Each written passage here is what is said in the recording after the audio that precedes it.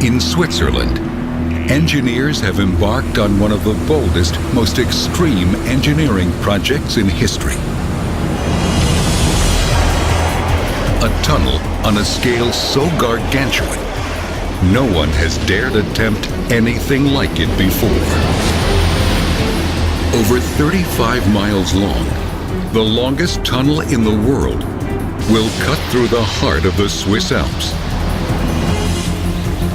The risky plan to redirect the crush of Europe's traffic and cargo not over the Alps, but under them. To do this, miners will have to punch their way through some of the hardest rock on Earth.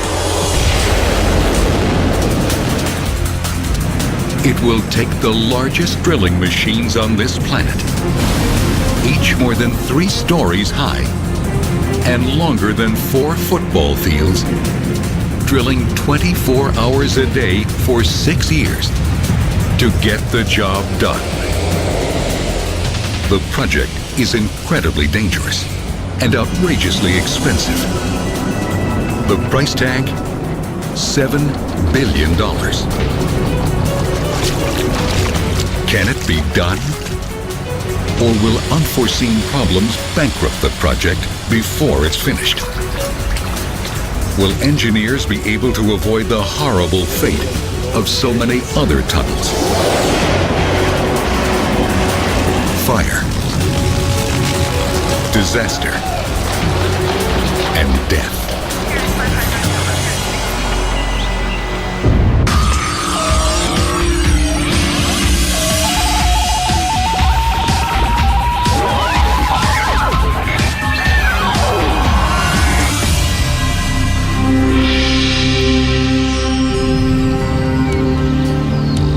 To the outside world, Switzerland is a picture postcard. But the reality is not so pretty. Because of Switzerland's central location, each year 14 million trucks and cars coming from every corner of Europe pass through Switzerland on their way elsewhere. The sheer volume is fast turning this country into the biggest traffic jam in the world.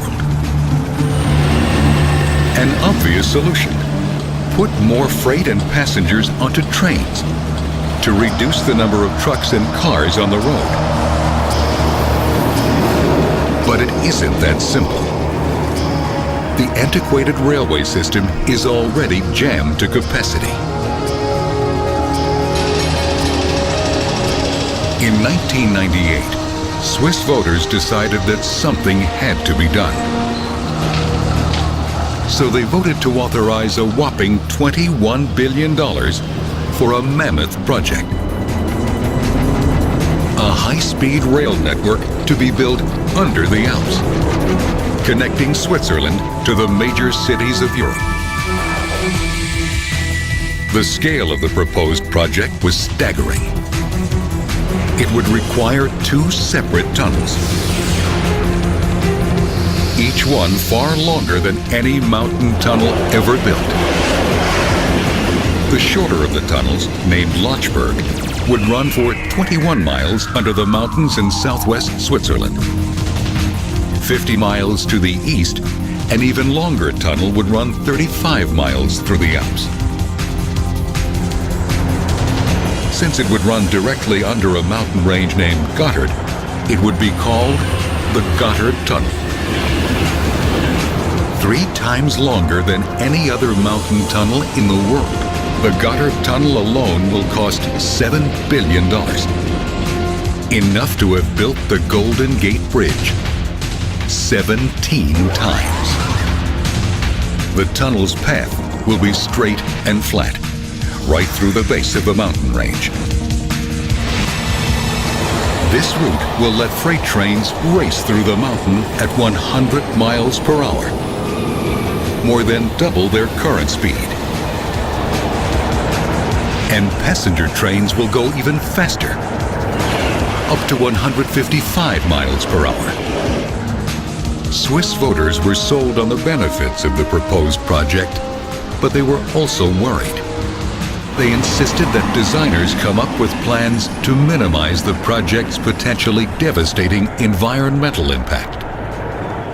So the contract approved by the voters put enormous pressure on the engineers and the contractors. First, there was the guarantee. The engineers would need to certify that the tunnel would last at least 100 years. That meant that literally every material used in the tunnel would need to be subjected to the most rigorous testing in history. But that wasn't all. The contract also called for the tunnel to be built fast. And if the builders made mistakes that put the project behind schedule or over budget, they would risk paying stiff financial penalties. We're not allowed to forget cost and time scheduling. Those are very risky things. We just got to keep all of that in control, and everybody's just really aware of the whole world is watching us, and we've got to get everything right. Even without these added pressures, the Gotthard Tunnel project would still seem like an impossible task. Just from the scale of the work itself. The miners will have to dig 24 million tons of rock out of the Alps, an amount that would fill over 16 football stadiums. Working conditions are extreme. Because the tunnel lies so deep underground, temperatures inside can reach 115 degrees. The miners work in near darkness and breathe thin, dusty air. Every day, they put their lives on the line. The biggest danger is lack of oxygen. In case of emergency fire explosion, the first thing that goes is the oxygen to breathe, because we're underground. We've got dumpers, we've got excavation machinery that move back and forwards, they're just moving around all the time. It's dark, drivers don't see people walking around behind, and it could be if they reverse out that somebody gets hit by machinery. And the dangers don't stop there. Tunneling, after all, is a battle between man and the earth itself. Cave-ins are a constant threat. To minimize the risk, geologists take samples deep inside the mountain before any drilling begins, to find out just what kind of rock the drillers might encounter. A lot of sections we have rocks like this, real hard, gneiss, granites, where we go through by a tunneling boring machine. The tunnel boring machine, or TBM, designed for the Gotthard Tunnel, can chew away at hard rock. But if the miners encounter soft or unstable areas, they have to use a different method. The rock must be drilled and then blasted out. And in areas where there are high-pressure water zones and crumbly rock, none of these methods can be used, and the danger increases exponentially. In 1996, during the initial surveys, geologists discovered such an area, sitting near the path of the proposed tunnel. The geological team taking core samples got hit by a sudden, powerful explosion of sand and water. It's like you're in a submarine, 3,000 feet under sea level, and you drill outside into the sea. You hope that the water doesn't come into the submarine. So it's really life dangerous. Fortunately, no one was killed in the accident. But the incident threatened to stop the project in its tracks. The engineers estimated that stabilizing the area would cost an extra $600 million. That money simply wasn't in the budget. It took another half year of drilling deeper down before the geologists found a route that avoided the danger zone. And then we found a totally different rock. We found a marble. So this is not a difficult rock, so we can go through by TBM. Now that a safe path through the mountain had been determined, the design team could move on to their next big decision. What would the tunnels themselves look like? A single large tunnel with 2 sets of tracks inside would be the cheapest solution. But this design had a fatal flaw. If a train derailed inside the tunnel, it could hit an oncoming train or block the tunnel in both directions. A safer alternative would be the 3-tube system, like the one used in the Channel between France and England. The Channel has 2 single tunnels, one for each direction, and a smaller central tunnel for emergencies.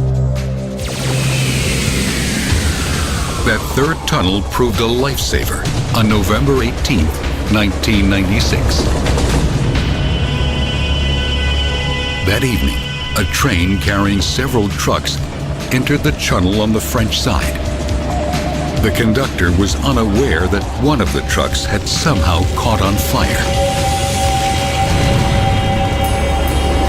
At the time, there were 6 trains in the tunnel, including 2 passenger trains. 12 miles inside, the conductor brought the burning train to a dead stop. He tried to get the passengers out, but the smoke was so thick they could barely see the exits. Eventually, they were able to make their way to the safety of the central emergency tunnel. They were very lucky. The fire was so intense in the tunnel they had left, it melted part of the concrete lining. 2 people suffered serious smoke inhalation. But thanks to that central emergency tunnel, nobody died. The lesson was clear. Tunnels will always be dangerous places. But a good design can reduce the risks. You will never get a completely risk-free tunnel. You have to design it to cope with the foreseeable risks that might be faced. But at the end of the day, there are certain things called emergencies in which you have to have an emergency plan, whatever the situation you have. The Swiss engineers carefully considered the pros and cons of each design. The single-tube system was clearly too dangerous. But the 3-tube system was far too expensive. So they came up with something else. A double-tube design. Separate tunnels going north and south that would reduce the risk of a head-on collision. To enhance safety, they added passageways every 1,000 feet. These would allow emergency crews to move between both tubes. 2 crossover points along the track would allow trains to switch from one tunnel to the other in an emergency. The designers added another crucial feature: a series of small passageways connected to an escape route that crosses over to the other side. Each tube would have 2 of these emergency stations. If a fire were ever detected, the computers in the command center would guide trains directly to the closest emergency station. Passengers would then evacuate the train and make their way to safety. A pair of massive ventilators at the portals would bring in fresh air and push out the smoke. On paper, this is perhaps the safest railway tunnel ever designed. But until it's tested, no one will know for sure.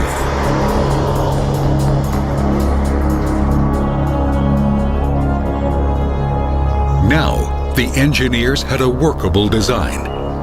Next, they needed to plot the tunnel's precise path. The plan called for massive tunnel boring machines to burrow in from the north and south. The trick is, how to make sure they meet in the middle. If they miss by just 6 inches, tunnel workers will need to redig hundreds of feet of tunnel to get back on track. So to make sure they had the most accurate mapping information, the engineers turned to the Global Positioning System, GPS.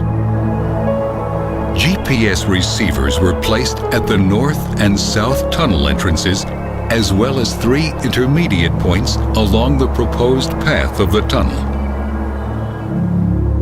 Next, 4 GPS satellites in geosynchronous orbit above the Earth beamed signals to the receivers, which gave them their precise coordinates: latitude, longitude, and altitude.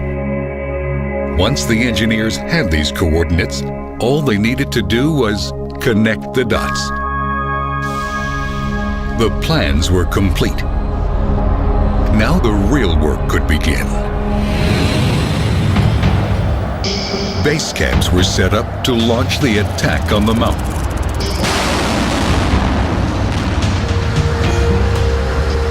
Because the job is so enormous, the engineers plan to enter the mountain from 5 distinct starting points. It's a new system or a new way to excavate such a long tunnel. It would have taken us about 20 years to meet up because it's so long. With these measures of attacking with 3 intermediate attacks, we've speeded up the whole excavation phase by about 6 to 10 years. Each starting point would have its own base camp, complete with concrete factory, water treatment center, living quarters for workers, cafeteria, even a mass transit system. The base camps would play a crucial role in keeping environmental damage to a minimum. A major concern was water. Drilling would contaminate huge quantities of pure mountain water that had been locked inside the mountain for millions of years. Water treatment plants at each base camp would filter out contaminants and then channel the water to nearby rivers. But an even greater concern, rock debris. What could be done with the 24 million tons of rock the miners would carve out of the mountain? They came up with an ingenious plan. Recycle it back into the project. Concrete factories at each site would transform the rock to produce the 7.5 million tons of concrete needed to line the tunnel walls. That's enough concrete to pave an 8-lane highway 300 miles long. Once the facilities were in place, project managers could start bringing in manpower. 1,800 workers were brought in from all over the world. Among them, the world's best technicians, explosive experts, and heavy machine operators. With the army in place, the full-scale attack on the mountain could begin. Their first task, build access tunnels into the rock. These tunnels are needed to get the workers and equipment to the actual work site deep inside the mountain. The workers would enter the rock in trains, buses, even an elevator. The schedule required work to go on around the clock, 7 days a week, for 12 years. Drilling, digging, blasting. Just to make the deadline. But even at that pace, the project would be completely impossible without this.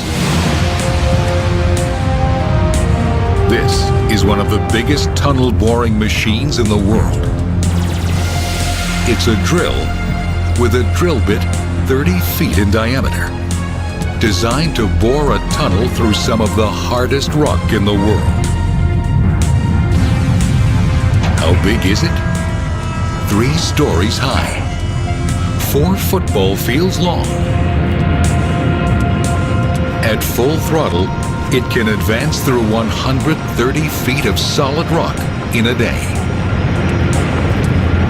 But even this gargantuan machine had never been tested under these conditions. Could it withstand 6 years of constant grinding? To improve the odds, the engineers had to arm the machine with the best possible weaponry, custom made for the job. The best custom drill bits for tunnel machines are designed here at the Colorado School of Mines, Looks like you are getting some overbreak over here. where researchers test individual cutters, the steel alloy rollers that actually grind the rock face. To guarantee each cutter is best suited for its job, a rock sample from the tunnel site is placed on this machine. A cutter rolls over the rock again and again. The machine measures the force needed to cut through this rock. The data we get from these tests allows us to design cutter heads that'll best match the tunnel boring machine to the rock being bored through, thus making the machine most productive as it can be or go as fast as it can. The testing is critical. If the cutters are not made right, they could wear prematurely and slow the project down. 58 of these cutters, each 17 inches in diameter, are mounted to the front of the boring machine's cutter head. The custom-designed cutter head was made in Germany and then shipped to the tunnel site back in Switzerland.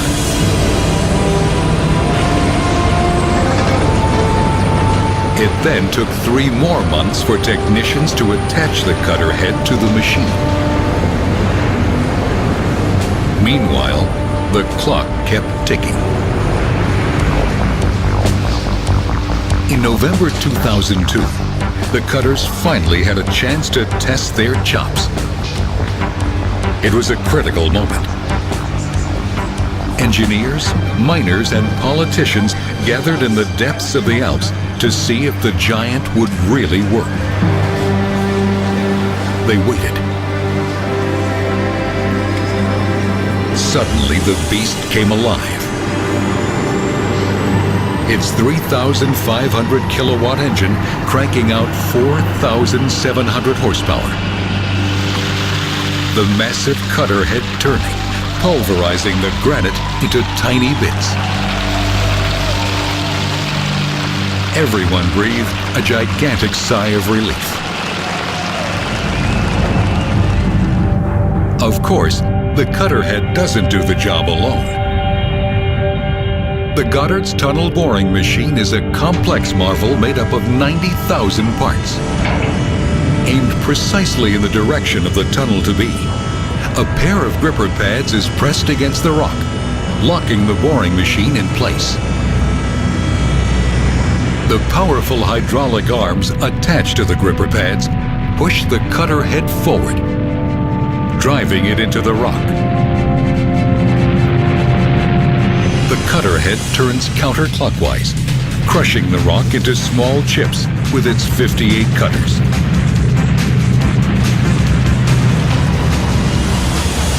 Each cutter can exert 26 tons of force. That's like 58 cars simultaneously hitting a rock wall at 26 miles per hour. As the cutter head grinds, the small chips fall into a set of rotating buckets. The buckets deposit the chips onto a conveyor belt, which shuttles them out of the tunnel and onto the concrete processing plant. But the tunnel boring machine does a lot more than grind the rock. Directly behind the cutter head, a set of robotic drills punches holes in the tunnel wall for bolt daggers to keep loose rock from falling in. 65 yards behind the cutter head, a robotic arm sprays every square foot of new wall with a liquefied concrete called shotcrete. In a matter of seconds, the shotcrete dries, hardens, and binds to the tunnel walls.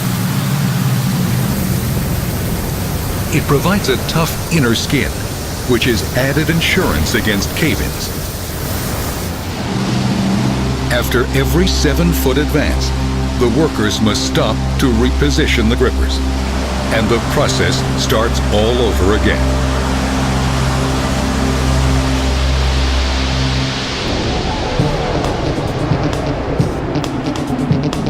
The project is so massive, and the schedule so tight, the job requires not one, but 6 of these $21 million tunnel boring machines.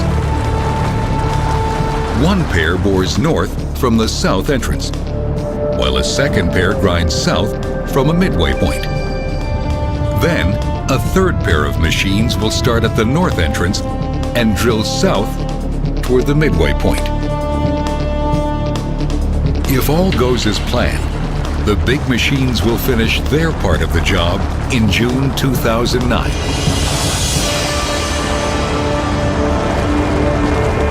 But there are plenty of unknowns.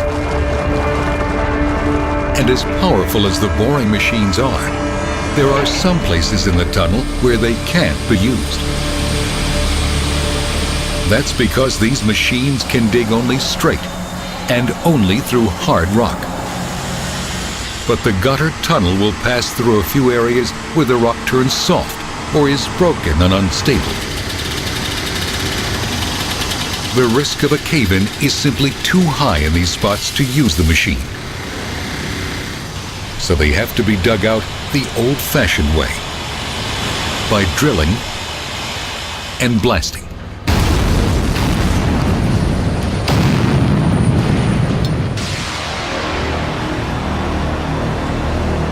This machine is called the Rocket Boomer. It's a huge rock drill, capable of choreographing an explosion so potent it can remove a perfect circle of rock up to 19 feet thick. First, a technician uses a laser beam to align the drill. Next, the Rocket Boomer's computer calculates the blast pattern that will deliver the most bang for the buck. Then the drilling begins. Over 80 holes, up to 19 feet into the rock.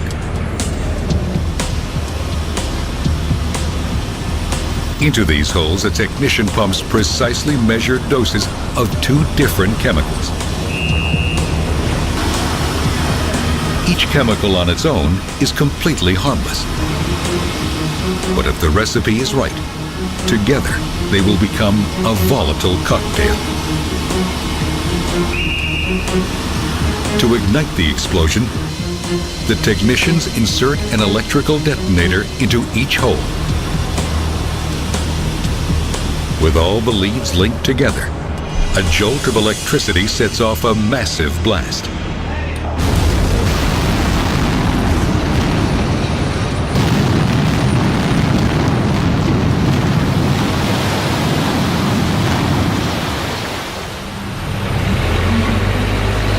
Once the dust settles, the rubble is shoveled out. A single blast like this takes 8 hours to pull off.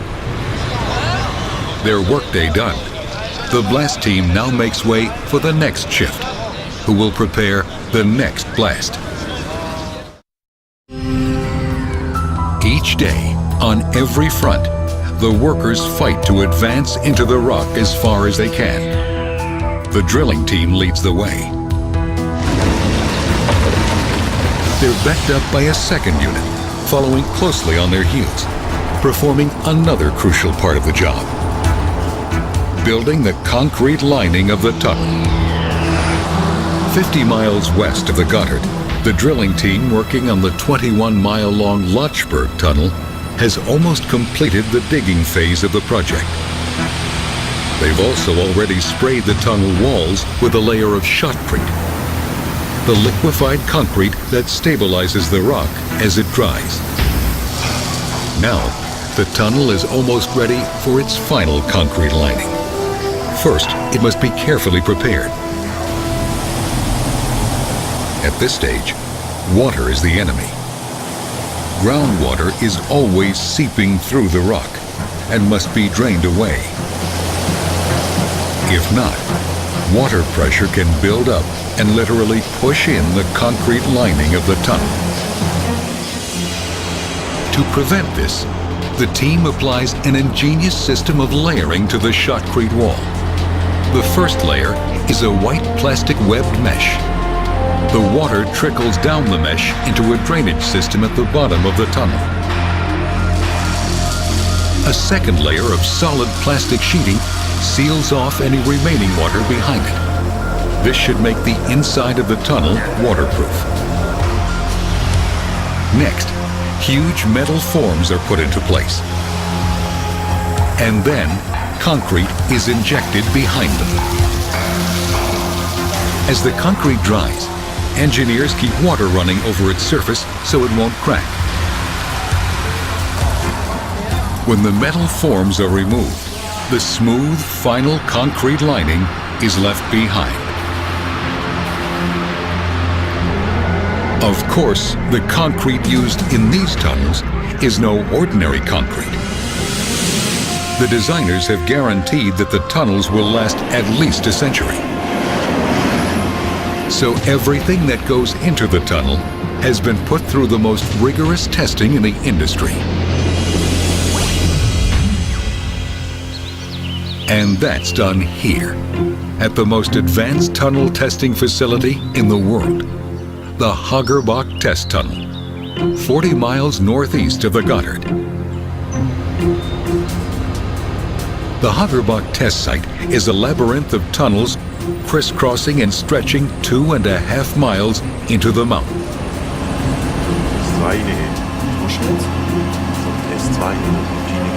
Here, engineers must test and approve everything used inside the Swiss Alp Tunnel project. In this laboratory, engineers subject concrete blocks to extreme pressure.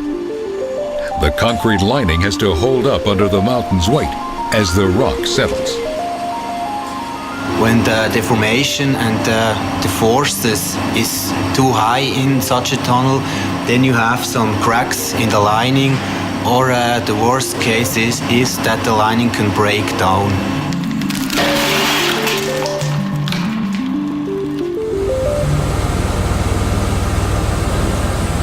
Here, engineers are fine-tuning a shotcrete recipe.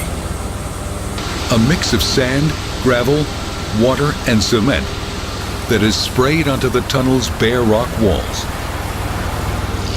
The precise ratio of ingredients is crucial. Too little water, the shotcrete will be too thick to spray. Too much water, it will be too weak. Shotcrete also must be able to withstand extreme hot and cold temperatures. In this area, engineers are testing explosives. Different types of rock need different formulas. Because the Gotthard Tunnel has extremely hard rock, they need an explosive with a lot of kick.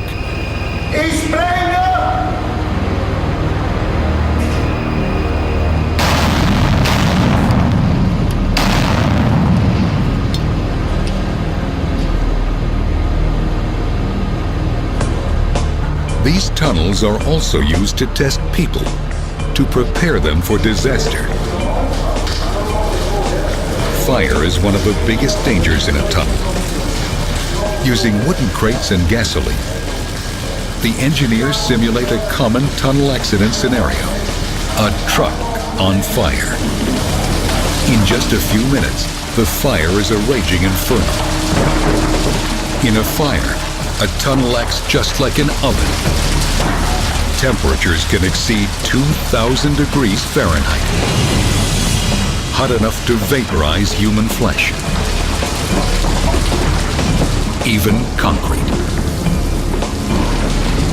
So firefighters have to be trained to move fast to knock down any blaze. Tunnels are also dangerous because they're cut off from air and light. Emergency crews can find their access blocked. The longer a tunnel, the longer it could take to get out if disaster should strike. And that happens more frequently than most people realize.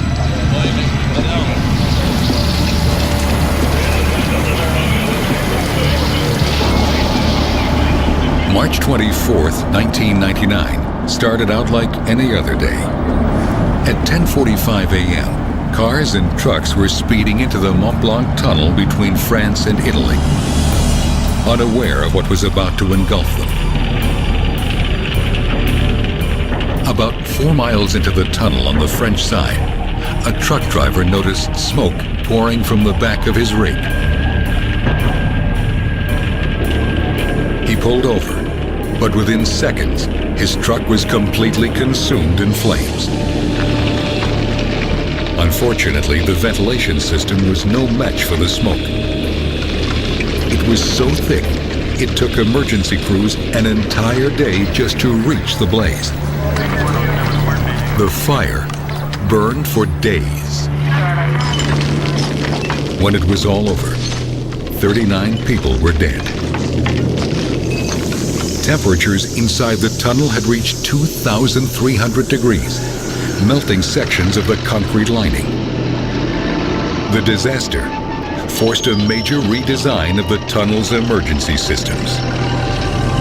Learning from previous accidents or incidents is absolutely vital.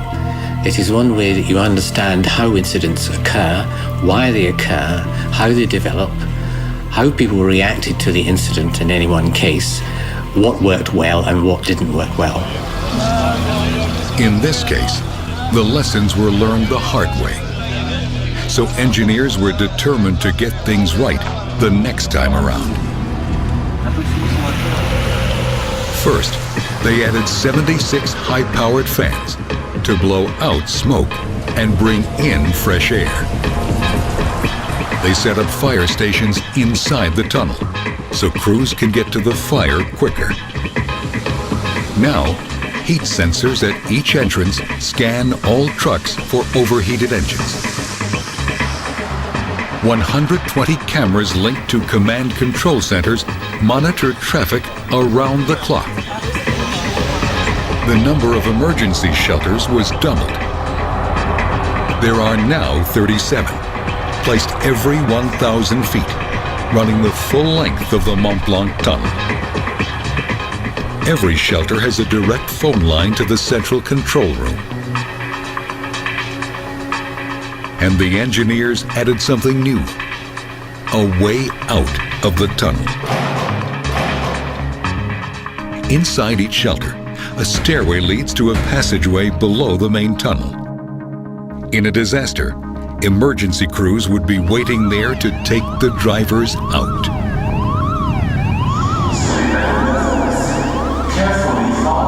The redesigned Mont Blanc tunnel is considered one of the safest in the world. But even with all the new features, there will always be a risk. No tunnel is 100% safe. Fires occurs in tunnels simply because there is flammable material and sources of ignition. And you will never eliminate those completely. The risk of a fire haunts the designers of the new Gotthard Tunnel. Some freight traveling through it will be lethal. Volatile fuels and chemicals that could catch on fire, or even worse, explode.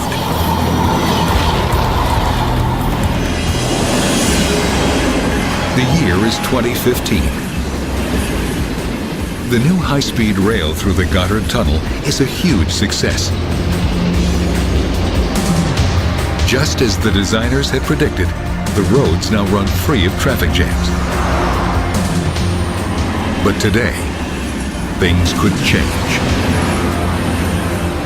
A small fire has just erupted on a freight train also carrying passengers.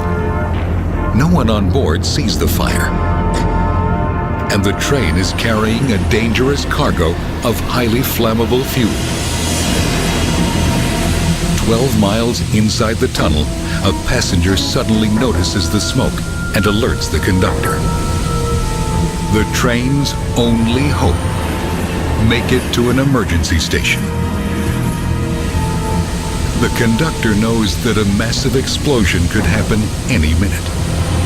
If he can't evacuate his passengers, all of them will likely perish. In the command center, alarms sound. Emergency crews are dispatched to the scene. But now the train is 15 miles in.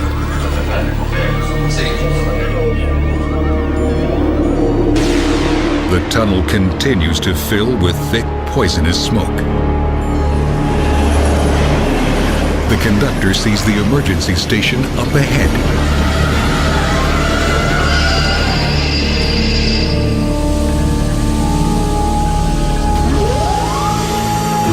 Now, the massive fans kick in, blowing out the noxious smoke just long enough for passengers to see their way out to the emergency station. The conductor quickly herds the passengers through the station, out of harm's way. The fire crews stamp out the fire before it reaches the flammable cargo.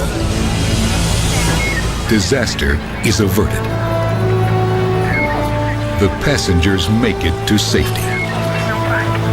The only casualties are a few cases of smoke inhalation. The system worked. At least that's the way the planners hope it will happen. But no one will know for sure until the tunnel is built and undergoes a real emergency.